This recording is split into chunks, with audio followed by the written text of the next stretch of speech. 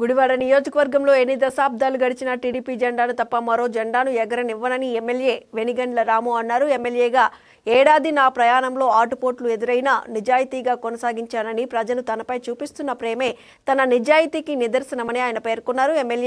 ఎమ్మెల్యేగా వెనిగండ్ల రాము ప్రమాణ స్వీకారం చేసి ఏడాది పూర్తి కావడంతో టీడీపీ కార్యాలయం ప్రజా వేదికలో టీడీపీ శ్రేణులు సంబరాలు నిర్వహించారు. ఈ సందర్భంగా అభిమానులు ఏర్పాటు చేసిన కేక్ కట్ చేసి ఎమ్మెల్యే రాము పార్టీ నాయకులు కార్యకర్తలకు తినిపించారు.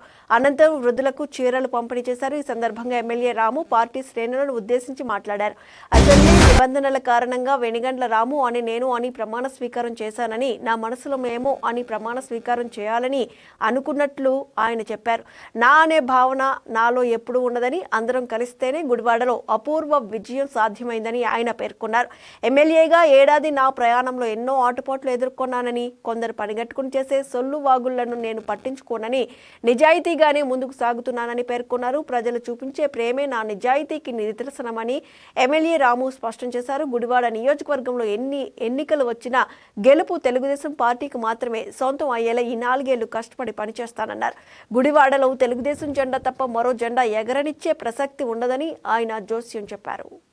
రాము వెనిగండ్ల లేదా గుడివాడ ఎమ్మెల్యే ఎవరైనా కానీ, గుడివాడ ఎమ్మెల్యే అయినా కానీ ఒక వ్యక్తిగా కాదు, మనం అందరం కలిపి సామూహికంగా ఒక